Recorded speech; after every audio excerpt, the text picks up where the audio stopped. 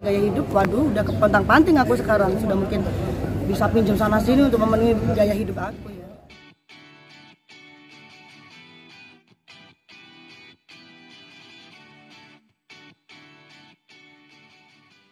Tapi emang sejauh ini suami sendiri masih memberikan atau Memberikan sudah apa? Nafkah? Enggak lah, dari mana kan? ATM dia jadi udah diblokir kan, dari dia masuk lapar kan sudah diblokir. Oh. Sudah semua aksesnya nggak bisa. Jadi kalau kita mau transfer ke dia ya kita transfer ke sipir kan buat koperasi di sana kan, atau transfer ke teman kepercayaan di sana, dia minta terus setiap hari.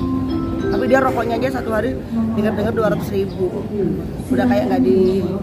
Makanya orang-orang korupsi itu kenapa nggak kapok ya? Karena aku udah lihat sendiri kehidupan maksudnya aku udah tahu sendiri kehidupan di sana tuh ya kayak nggak bikin orang kapok gitu. Makanya korupsi koruptor itu menurut aku pribadi tuh ya udahlah, masuk nanti keluar lagi ya gitu ya, mungkin karena ya biasa aja, karena dia video call aku aja waktu itu ya masih komunikasi biasa aja, nggak ada yang aku pikir tuh kalau di dalam itu ya nangis bertobat. Aku pikir kayak gitu, ternyata lebay banget, itu cuma ada di film, ternyata biasa aja. Tapi dengan alasan kenapa sih Mbak harus menggugat? Apa permintaan kedua belah pihak atau gimana? Sebenarnya dari sebelum nikah kan udah ada kesepakatan kalau kamu masih judi lagi kita pisah gitu. Karena kan judi, narkoba gitu kan udah nggak bisa dimaafin ya buat aku ya. Kalau main perempuan ya memang sih banyak orang yang nggak mau diselingkuhin gitu, tapi itu lebih yang dirugikan yang karena aku belum punya anak ya, jadi yang dirugikan kan mungkin cuma aku dan dia.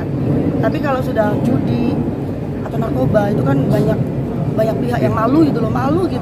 Kalau cuman main perempuan kan yang malu ya istrinya, berarti istrinya mungkin kurang A B C D gitu. Tapi kan judi juga mempermalukan atau bahkan merugikan dapur rumah tangga juga. Apa? Iya kalau judi. Iya makanya kalau judi kan, maksudnya kalau cuman selingkuh atau main perempuan kan yang memalak paling istrinya ya, yang dijas orang, ya kamu kurang gini sih, kamu kurang ini, kamu begitu. Nah kalau judi ini kan banyak pihak yang dipermalukan, iya, karena judinya ini bukan judi pakai duit sendiri gitu loh, apalagi judi duit sendiri aja kita sudah dirugikan, apalagi judi pakai uang kantor, jadi banyak pihak yang dirugikan. Dan ya aku tuh herannya kan Maret itu udah kejadian gitu ya, harusnya kalau dia benar-benar berubah ya berubah, meskipun nggak total, nggak mungkin dari judinya setiap hari jadi mungkin sebulan sekali mungkin gitu loh. Ini malah yang lebih fantastis banget jumlahnya, itu berarti ya emang dia nggak ada niat. Sampai menguras harta nggak sih Pak? Ya iyalah Mas, nol. Fantastisnya berapa sih? Kalau boleh tahu fantastisnya? 27 M, 27 miliar. Dipakai untuk berjudi saja atau? Berjudi saja. 27 miliar. Dan itu sudah diselidiki memang uang itu ke pengedar ya, ke bandar. Ya. Jadi uang itu memang kan kalau di bank kan nggak mungkin sembarangan ya, jadi larinya kemana lagi? 27 ya pasti 27 miliar dan sisanya 23 miliar. Oke, 27 miliar itu dalam kurun berapa lama ya Mbak? Kalau boleh tahu. Kalau dihabiskannya? Kalau di apa namanya? Di berita acara apa Mas? Pemanggilan itu ya, penetapan tersangka itu 1 bulan. 1 bulan 27 M dihabiskan selama 1 bulan untuk berjudi. Tapi pengakuannya dia ke saya 6 bulan. Makanya saya langsung bilang ke pengacaranya, loh 1 bulan kan pengacaranya ngasih ke aku surat penetapan tersangka. Saya baca bahwasanya dalam kurun waktu 27 Oktober ke November sekian 27 M. Hah? Gak salah. Saya langsung konfirm ke pengacaranya, Pak, ini beneran 1 bulan. Karena pengakuannya dia ke saya memang nggak tertulis, namanya suami istri masa pengakuan tertulis nggak mungkin. Dia bilang dari mulai 6 bulan yang lalu, berarti Agustus, September, Oktober, November, Juli jadinya. Juli, Agustus, September, Oktober, November. Juli, Agustus, September, Oktober, November. Mungkin kalahnya Juni. 1 bulan itu kalahnya. Kalau 6 ya. bulan itu mungkin Juni berarti. ada kalah kan. Kalau dia bilang sama saya 6 bulan Juni berarti, karena Desember diproses kan. Juni. Tapi langsung gak dibalas sampai detik ini sama pengacara. 27 M bisa dibilang udah parah banget ya. Maksudnya gede banget ya segitu. Kayak gak masuk akal aja. Aku pikir kan hampir 150 juta uang kita, nggak tahu 150 atau lebih, nggak tahu ya. Pokoknya di atas 100 juta uang program hamil. Itu dia kejadian itu dia ngaku, saya bilang berapa ratus lagi. Saya sampai begitu karena udah ratusan kemarin kan. Udah ratusan yang banyak, berapa? Dia sambil nangis. Berapa? Saya bilang gitu. Miliar itu shock gitu, gimana sih miliar buat judi kayak gitu, sedangkan aku mau benerin rumah aja 45 juta kamu nggak bantuin. Sakit hati banget gitu loh, kayak buat istrimu aja itu kamu ngeluarin duit 45 juta aja nggak mau gitu loh.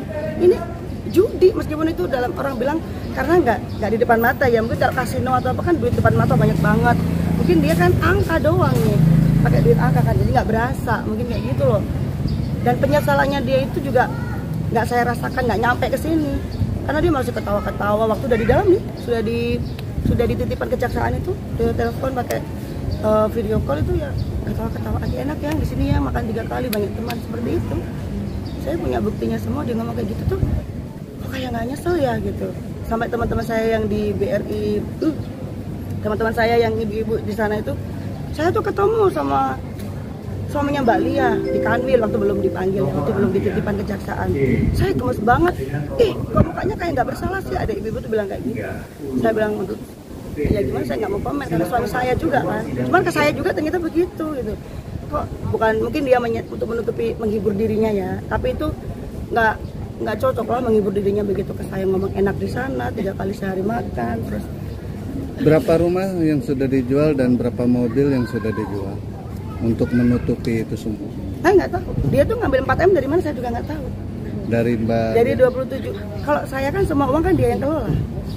Jadi uang selama nikah sampai sekarang tuh dia semua yang urus. Tiba-tiba yang sisanya tinggal terakhir 400 juta pun harus di-store. 400 juta itu terakhir yang aku pegang di BCA pun harus di-store. Jadi aku ngambil 50 juta waktu itu untuk pindahan. Ini tuh aku masih ngurusin semuanya. Untuk bayar ini, untuk bayar travel, bayar ini segala macam, untuk pindahan barang-barangnya dia kan, dia pasti dari Tondano dia dipindah ke Manado. Nah itu barang-barangnya aku semuanya packing, bayarin semuanya, aku ambil memang. Jadi sisanya buat kontrak di Manadonya kan udah nggak difasilitasinya. Jadi kita kontrak 25 juta di Manado sampai bulan 6 nanti masih ada tuh kontrakan, tinggal kabur. Ada dampak atau komen-komenan miring nggak sih buat Mbaknya sendiri? Pastilah banyak. Yang nggak tahu ya bilangnya apa, lagi jatuh ditinggalin, pasti itu uangnya buat biaya hidup istrinya, tuntutan hidup segala macam. Tapi aku nggak masalah, memang enggak kok. Kalau aku emang punya gitu loh, satu aja barang yang memang harga 1M atau apa, ya silakan diambil. Kalau memang punya, nggak ada memang. Tas aku aja paling cuma 2 juta 3 juta waktu itu. Sekarang ya udah nggak pernah beli, ya malas banget mau beli, mending buat biaya hidup, buat keripik, buat apa, muterin lagi perputaran hidup gitu. Mbak, ini kan aset yang hilang apa aja Mbak? Kenapa? Aset-aset yang hilang gitu. Kalau kita kan memang nggak begitu. Dia tuh yang lebih banyak. Jadi dia tuh kayak ngumpulin motor trail. Dia tuh suka banget beli motor trail. Terus kayak sekalinya beli golf itu kan mahal ya, alat-alat golf itu kan mahal-mahal gitu. Terus rumah kita tuh baru berapa? Udah setahun apa belum ya, lupa gitu. Dia ada di Makassar gitu. Mobil itu terakhir dia jual tahun berapa ya? Oh, udah nggak ada lah, udah nggak ada semuanya. Maksudnya yang ke aku ya, memang nggak ada. Memang semuanya di Makassar. Dan aku tuh, dan nggak ada atas nama aku, nggak ada. Semuanya atas nama dia. Kalau nggak atas nama dia, ya mungkin yang ngurusin mama. Karena aku sepercaya itu loh aku sama dia. Padahal logikanya aku kan, istri kamu mau dong atas nama aku gitu. Aku nggak pernah begitu, karena ya aku ya dia gitu. Apa yang dia punya ya pasti nanti jadi milik kita juga kan. Buat apa sih toh nama doang di atas. Aku juga nggak seserakah itu untuk mempeributkan duniawi gitu. Masih seandainya aku bernyanyi juga masih bisa lo beli sendiri gitu kan.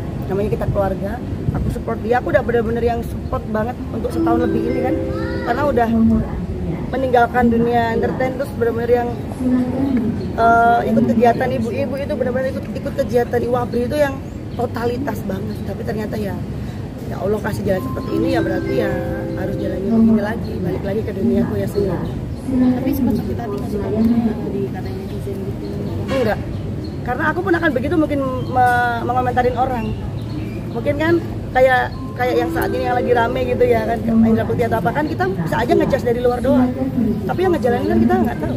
Makanya aku nggak pernah sakit hati sama omongan netizen. Jadi ya udah kan, karena ini sudah dipublish, bebas siapapun berkomentar. Kalau bisa jangan dibaca aja. Aku nggak pernah baca komen, dan karena mempengaruhi psikis juga kalau kita baca, mau nggak mau kan.